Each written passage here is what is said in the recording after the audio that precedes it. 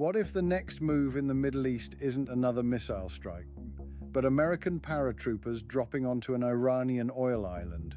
Because that possibility, quietly discussed in military circles right now, could determine whether the global economy stabilizes or whether oil prices explode for years. Let's break down what may be happening. Right now, the world is watching the Strait of Hormuz. Most people hear the name and think it's just another narrow piece of water somewhere in the Middle East. But in reality, Hormuz is the jugular vein of the global energy system.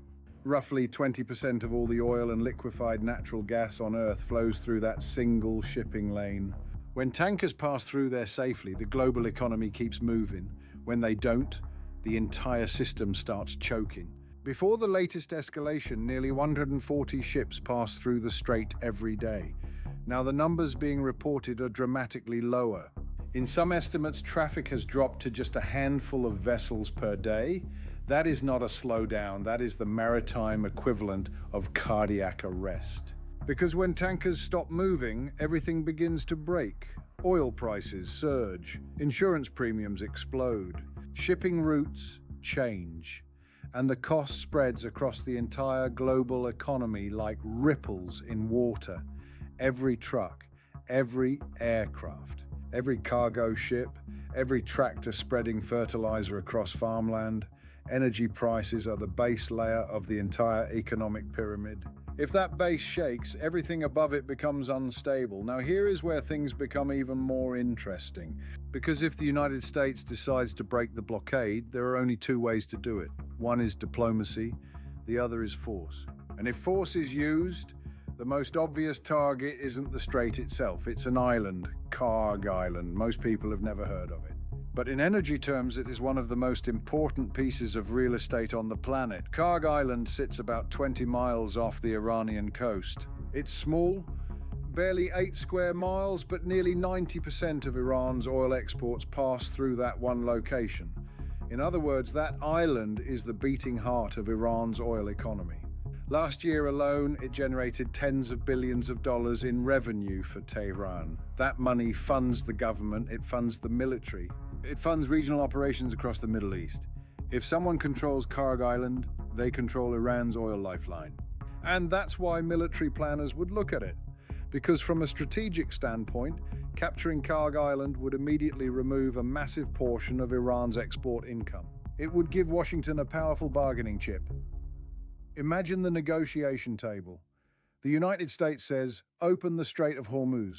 Stop harassing shipping and the oil terminal goes back to you, but refuse, and that island stays in American hands. From a purely strategic perspective, it's a brutal but logical move. But here's where reality kicks in, because military operations never look like they do on PowerPoint slides. If American forces landed on Kharg Island, they would be only 20 miles from the Iranian mainland. That is extremely close. Iran has missile systems along its coast. It has naval forces operating in the Gulf, and it has something even more dangerous: time. Even if the island were captured quickly, holding it would be another matter entirely. Resupplying troops on a tiny island sitting just off an enemy coastline would be incredibly difficult. Any disruption to supply ships, and suddenly those troops are isolated. History is full of battles like that. Small footholds that looked brilliant in the planning room, but turned into logistical nightmares once the shooting started. And then there is an even darker possibility. If Iran believed it was about to lose Kharg Island permanently, it could destroy the facility itself. Burn it, blow it up, turn it into twisted metal and burning oil infrastructure. From Tehran's perspective, if they cannot export oil from that island, nobody should. And if that happens, the consequences would be enormous. Oil infrastructure is not something you rebuild in a few weeks, or even a few months. Major export terminals can take years to reconstruct. If Kharg Island's facilities were destroyed, the world wouldn't just see a temporary oil spike, it could see a structural energy shortage lasting several years. And that brings us to the strange thing happening right now. At the same time as military forces are reportedly positioning themselves in the region, we are hearing talk of negotiations. ceasefire discussions, diplomatic channels opening. On the surface, it sounds like de-escalation, but historically, negotiations and military preparations often happen at the same time. Diplomacy can buy time. It can create confusion. It can delay decisions. While behind the scenes, forces move into position. Warships sail. Aircraft deploy. Troops prepare. It's one of the oldest tricks in geopolitics. Talk peace while preparing for war. So what we may be witnessing right now is a high-stakes game of pressure.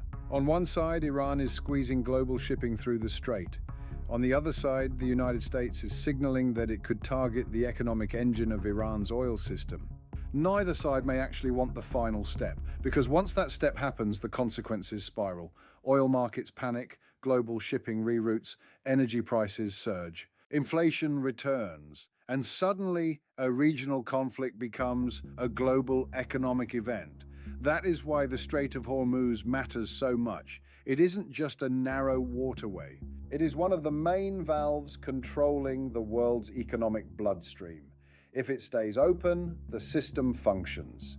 If it closes, or if the conflict around it escalates, the ripple effects hit every country on Earth. And that is why the coming weeks could be so important. Either the negotiations succeed and the shipping lanes reopen, or the world could witness the first major amphibious seizure of oil infrastructure in modern history. So here's the real question. If push came to shove, would Iran reopen the strait to protect its oil empire? Or would it burn the whole thing down first?